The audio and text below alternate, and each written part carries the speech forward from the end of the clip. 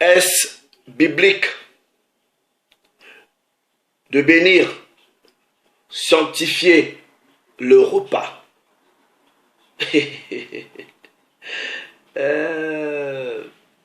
Est-ce biblique? Nous allons dire ici ce que nous savons et rendre témoignage de la parole. Tiens, je connais que la plupart, ceux qui sont émotionnels, spécialement les chrétiens, ils n'ont jamais d'argument émotionnel.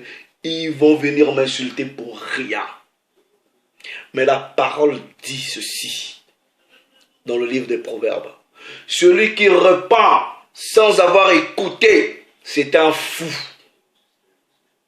Donc, frères, sœurs, ne viens pas d'abord répondre précipitamment. Parce que tu vas être devant la parole comme un fou. Et Jacques 1, 19 dit ceci. Vous devrez d'abord apprendre à écouter. Soyez lents à la colère. Vous fâchez pour rien. Jugez jamais une personne juste parce qu'il a mis un titre. Jugez la personne à la fin de sa pensée. C'est pour cela le livre du Siracide vous dit, dans Siracide chapitre 11, à partir du verset 7, ne blâme pas sans avoir examiné. Comprends toutes choses et ensuite reproche. Donc laisse-moi d'abord le temps de parler. Arrive jusqu'à la fin.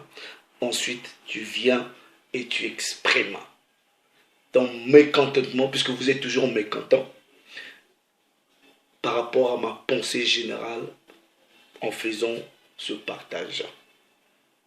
Donc avant de commencer, je rends d'abord toute la gloire au Père, au Créateur de toutes choses. Double honneur au Mashiach. Bon, j'avoue que j'ai grandi, été éduqué à mécaniquement bénir tout ce que je mangeais.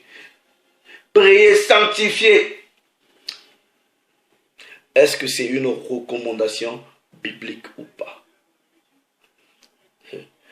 Vous voyez, j'entre en 10 conseils, on rend témoignage de ce qu'on a vu.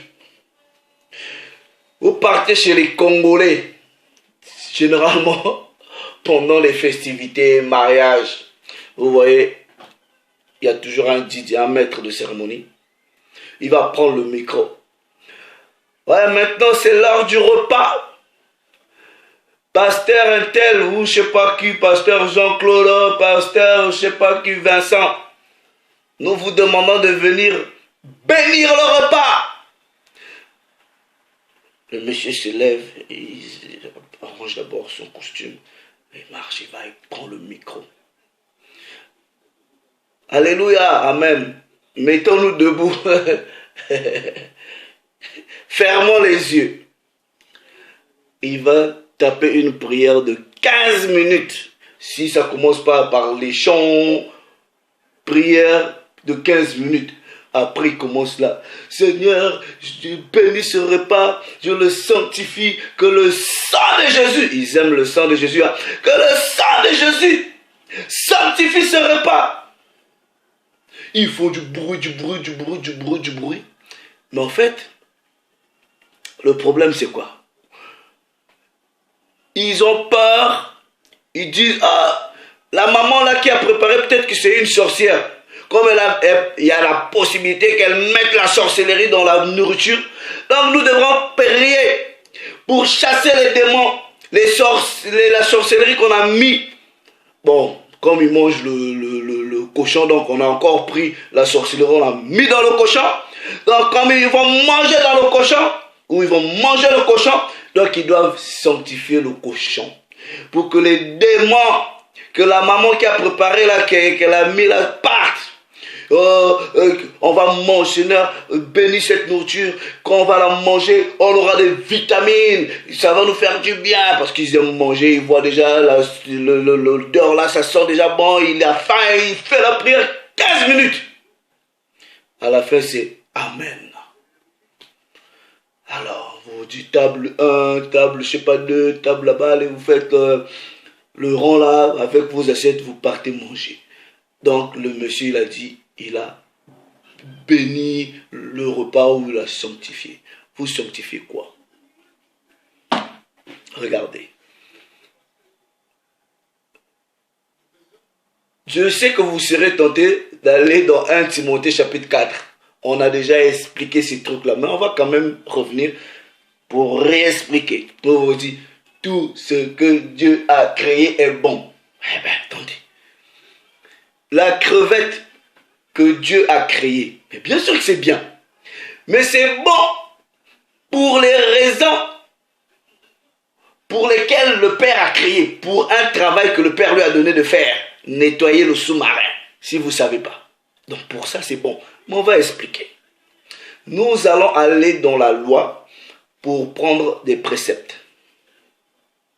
Pour voir ce que la loi dit, la parole dit en ce qui concerne cette situation. Est-ce que quand vous avez un repas en face de vous, vous bénissez le repas? Vous faites quoi? Vous sanctifiez le repas? Et vous voyez, les gens qui ont ramené cette pratique-là ont une conscience coupable. C'est de la culpabilité. Regardez. Vous prenez le porc que Dieu lui-même a déclaré impur. Vous pouvez faire des jeûnes et prières autant que vous voulez. Il ne deviendra jamais pur aux yeux de Dieu. Voilà. Le Père ne se repent pas de sa loi. Maintenant, nous allons aller dans la loi pour voir ce que la loi dit au sujet du manger. Ok? On prend un précepte. Deutéronome, right? Chapitre 8, version de la Bible King James française. Regardez. Je prends à partir du verset 1er. Vous observerez et vous mettrez en pratique tous les commandements que je vous prescris aujourd'hui, afin que vous viviez, que vous multipliez et que vous entriez en possession du pays que l'Éternel a juré de donner à vos pères. Souviens-toi de tout le chemin que l'Éternel ton Dieu t'a fait faire pendant ces 40 années dans le désert, afin de l'humilier et de t'éprouver, pour savoir quelles étaient les dispositions de ton cœur et si tu garderais ou non ses commandements. Il t'a humilié, il t'a fait souffrir de la faim et il t'a nourri de la manne, et que tu ne connaissais pas et que n'avaient pas connu tes pères, afin de t'apprendre que l'homme ne vit pas seulement du pain. Et le Christ va reprendre ces paroles-là. Ok, vous qui dites, lui-même déjà il lisait dans la loi, vous dites la loi elle est finie. Bref, c'est pas ça le sujet. Mais que l'homme vit de tout ce qui sort de la bouche de l'Éternel. Verset 4. Ton vêtement ne s'est point usé sur toi, et ton pied ne s'est point enflé pendant ces 40 années. Reconnais, verset 5, en ton cœur que l'Éternel ton Dieu te châtie comme un homme châtie son enfant. Verset 6. Tu observeras les commandements de l'Éternel ton Dieu pour marcher dans ses voies et pour le craindre. Verset 7 maintenant. Car l'Éternel ton Dieu va te faire entrer dans un bon pays, pays de cours d'eau, de sources et de lacs qui jaillissent dans les vallées et dans les montagnes. Pays de froment, d'orge, de vignes, de figuiers et de grenadiers. Pays d'oliviers et de miel. Pays mangeras du pain avec abondance, où tu ne manqueras de rien. Pays dont les pierres sont du fer et des montagnes duquel tu tailleras le rein. Verset 10. Lorsque tu mangeras et te rassasieras, tu feras quoi? Tu béniras l'Éternel, ton Dieu, pour le pays qu'il t'a donné.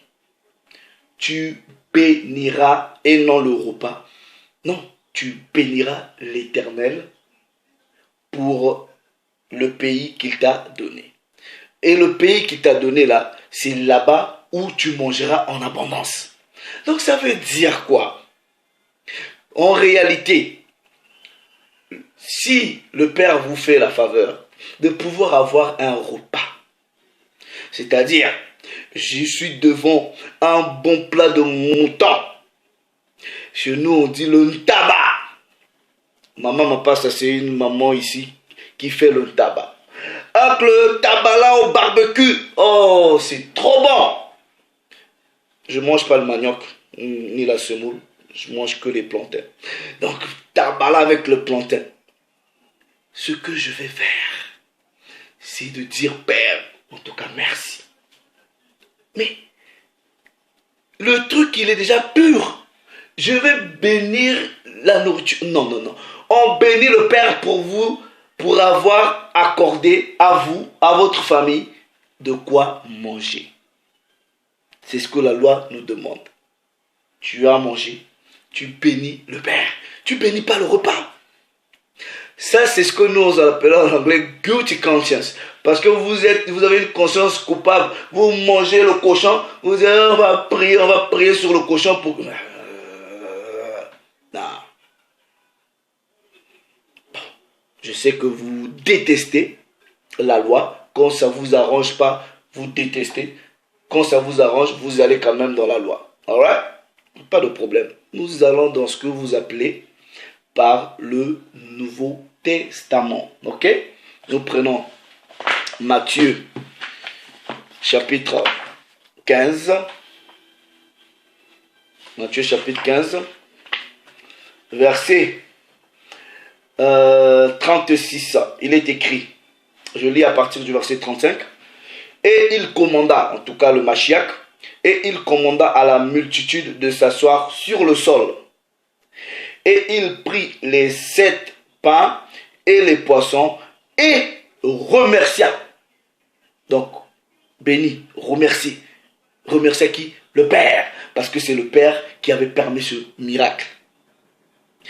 Et les romput et les donna à ses disciples. Et les disciples les donnèrent à la multitude. Voilà. Maintenant, quelqu'un encore qui a beaucoup de ruse et de malice sera tenté de me dire, ah mais quand le Christ avait pris la communion là ou la Sainte Seine, il avait béni quand même. Oui, mais c'était pas une, c'était la représentation de quelque chose de spirituel. Nous allons prendre ce verset. Matthieu chapitre 26. Matthieu chapitre 26. Verset 26. Ok? Matthieu chapitre 26. Verset 26.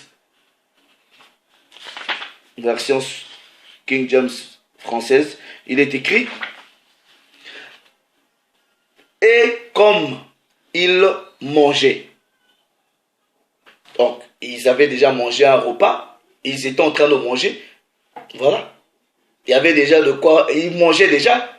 Mais maintenant, ici, pendant qu'il mangeait, il va maintenant prendre une nourriture qui est spéciale. Et c'est cette nourriture-là qui était représentative de son corps.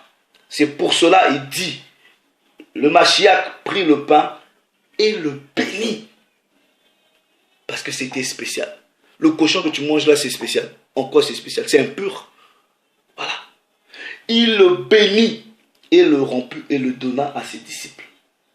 Prenez, mangez, ceci est mon corps. Donc il fallait faire de la prêtrise. Parce que ça, c'était quelque chose de spirituel. Mais quand vous mangez là, c'est quoi? Qu'est-ce qui est spirituel là-dedans? Voilà.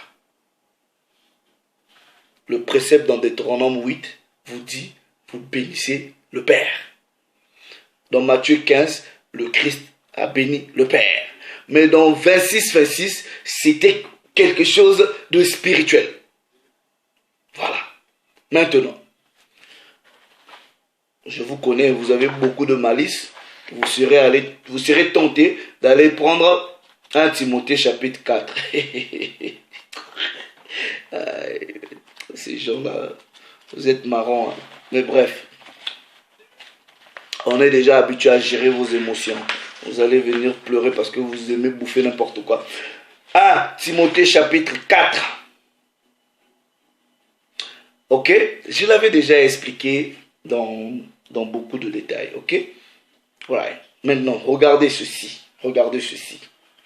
Or, l'Esprit dit expressement, dans les derniers temps, quelques-uns abandonneront la foi. Qui sont ces gens-là qui ont abandonné la foi? Prêtons attention aux esprits séducteurs et aux doctrines des diables, disant des mensonges par hypocrisie, ayant leur conscience cautérisée au fer rouge. Ça, c'est dans la version King James. Défendant de se marier et commandant de s'abstenir d'aliments que Dieu a créés, ok, pour être reçus avec reconnaissance de ceux qui croient et qui connaissent la vérité. Donc, les aliments purs, dans le contexte, hein, on va comprendre ça, que Dieu vous donne, vous les recevez avec reconnaissance. C'est pour cela, vous devrez dire, Père, merci pour cette nourriture. Et non, Père, bénis cette nourriture. Non. Alright? Car toute créature de Dieu est bonne. Ça, c'est la pierre d'achoppement de beaucoup de chrétiens. Car toute créature de Dieu est bonne et rien n'est à refuser.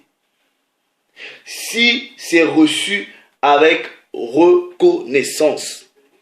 On vous insiste avec reconnaissance, c'est-à-dire en disant merci. Merci. Maintenant, car elle est sanctifiée par la parole et par la prière. Alright? Maintenant, comme vous n'avez pas la maîtrise de la loi, vous dites, bon, ben, vous sanctifiez. Donc, on va prier pour que ça devienne sanctifié.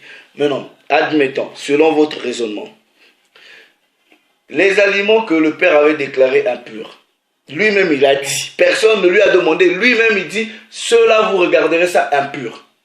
Après il revient encore, il dit, oh, ben, tu sais quoi, ce que j'avais déclaré impur là, tu peux sanctifier ça par la prière et par la parole. Est-ce que ça a un sens? Ça n'a pas de sens. Tout simplement parce que le verset 3 vous dit d'aliments que Dieu a créés pour être reçus avec reconnaissance de ceux qui croient et qui connaissent la vérité. C'est quoi la vérité? Mais la vérité, c'est la loi. Ok? On va voir que la vérité, c'est la loi. Donc, ceux qui connaissent la vérité, c'est ceux qui connaissent la loi. Psaume, je prends dans Psaume, chapitre 119, ok, verset 142. Ta justice est une justice éternelle. Dans la version King James française, ta justice est une justice éternelle et ta loi est la vérité. Jean 17, 17, sanctifie-les par ta parole est vérité. La parole du Père, c'est quoi? C'est sa loi. Voilà. Donc ceux qui connaissent la loi, c'est ceux qui connaissent la vérité, c'est ceux qui connaissent la loi. Donc ceux qui connaissent la loi savent ce que la loi dit en termes de nourriture. Maintenant, qu'est-ce qui était sanctifié selon la loi? C'est-à-dire trouvé pur. Nous partons dans Lévitique chapitre 11. C'est aussi simple que ça. Lévitique chapitre 11. À partir du verset 44. Ok? Il est écrit. Car je suis, version King James française, car je suis l'Éternel votre Dieu. Vous vous sanctifierez et vous resterez saints. En faisant quoi? Écoutez, car je suis saint et vous ne vous rendrez point impurs par tous ces reptiles qui rampent sur la terre. Car je suis l'Éternel qui vous a fait sortir du pays d'Égypte pour être votre Dieu et pour que vous soyez saints, car je suis saint. Vous le lisez au début, c'est la loi alimentaire. Il dit, telle est la loi touchant les animaux, les oiseaux, tous les êtres vivants qui se meuvent dans les eaux et tous les êtres qui rampent sur la terre, afin que vous distinguiez ce qui est pur et ce qui est impur. L'animal qui se mange et l'animal qui ne se mange pas. Donc, vous pensez que vous prenez un animal, que le Père dit, tu ne mangeras pas ça. Vous priez, et il devient pur. Non.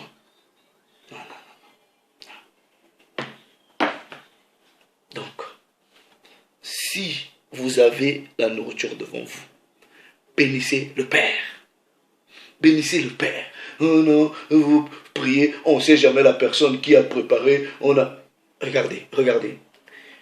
Vous, je vais vous donner un secret. Moi-même, une fois, même là, je discutais avec mes collègues. Ça peut paraître idiot. Elles me disent, oh mais toi, à chaque fois, on te donne des trucs, tu prends seulement, tu manges. Je dis, alors, c'est quoi? Oh non, pourquoi tu vas pas, je sais pas, laver, tout ça là. Je dis, arrête-moi, j'ai pas le temps. Et elle me trouvait bizarre. Je dis, regarde. Toi, tu sais pas ce que moi j'ai mangé dans ma vie. Donc, vos bêtises là, tout ça là, pour un truc qui est déjà lavé, toi, tu veux encore que je lave, mais je dis, attends, c'est quoi ces bêtises là? Je dis, il n'y a pas de problème. Mais même s'il y a un microbe, ça ne me fera rien. Parce que le Père sait, quand je prends tout ce qu'on me donne, je lui rends grâce. Et en rendant grâce au Père, tout ce qui n'est pas bien pour ma santé dans cette bouffe-là, le Père s'en charge.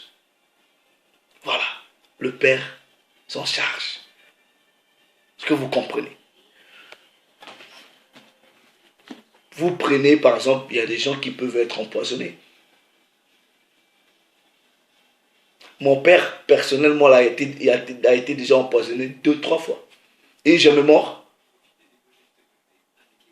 Mais on peut vous mettre du poison, par exemple. On met du poison. Vous prenez votre repas avec action de grâce. Vous dites, Père, je te remercie de cette faveur aujourd'hui. Béni soit ton Saint-Nom pour le repas que je vais partager avec ma femme, mes enfants. Sérieusement, vous pensez que s'il y a quelque chose de mauvais dans ce repas-là, le Père va permettre que ça vous fasse du mal, sachant que vous mangez ce que lui vous a autorisé de manger?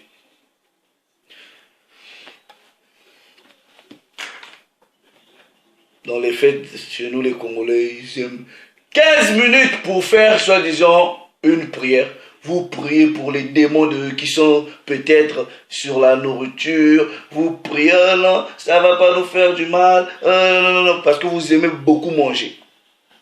N'importe quoi. La loi nous dit, bénissez le nom du Père pour ce qu'il vous accorde. Et en toute chose, vous bénissez le nom du Père. quel est même le raisonnement derrière, soi-disant bénir la nourriture, soi-disant prier, soi-disant sanctifier la nourriture? Ceux qui nous ont enseigné ces bêtises-là, ils sont coupables. Ils sont coupables parce qu'ils se disent, ah, comme c'est des choses qui sont interdites, il faut prier dessus, il faut mettre le sang de Jésus, mettre le sang. Quel est le sang de Jésus? Mais d'ailleurs, vous ne pouvez que sanctifier quelque chose qui n'est pas ça, c'est-à-dire qui est impur. Vous allez sanctifier quoi?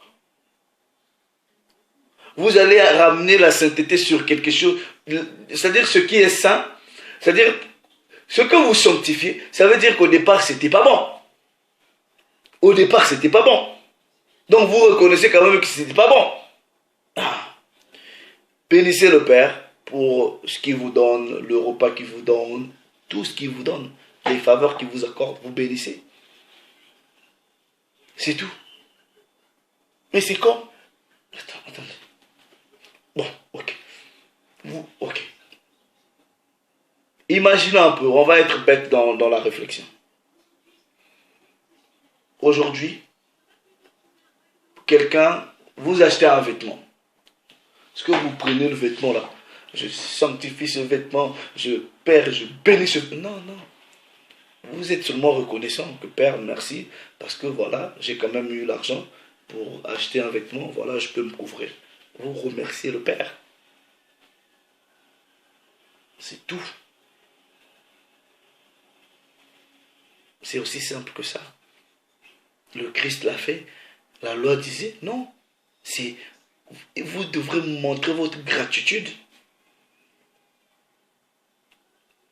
Mes amis, faites vos jeûnes, prières sur le porc, sur tous les aliments que Dieu a dit ne mangez pas. Ça ne changera rien. La loi vous dit quoi? Ça, c'est la loi. Comme ça, vous saurez ce qui se mange, l'animal qui se mange et celui qui ne se mange pas. Et ça serait là votre sanctification. Ne vous rendez pas impur. Voilà. Un point, un trait. C'est la parole qui le déclare. Maintenant, je ne suis pas en train de dire que vous ne devrez pas prier en reconnaissance de ce que Dieu vous donne. Non. Mais bénir, soi-disant, la nourriture comme les gens le font, comme je le faisais ignoramment dans le passé, c'est pas biblique. La Bible nous dit de remercier le Père pour ce qu'il nous donne. Voilà. J'espère que ça a été clair. Je bénis le nom du Père. Voilà. Maintenant, les autres vidéos où on a expliqué un peu les lois alimentaires, je les ai déjà faites, ok? Tout ce que Dieu fait bon, manger de tout ce que se vend au marché, j'ai déjà fait ça. Vous pouvez chercher sur la chaîne, certainement vous trouverez. Donc voilà, mais de temps en temps, on pourra toujours revenir dessus. Que le Père soit glorifié. Salut.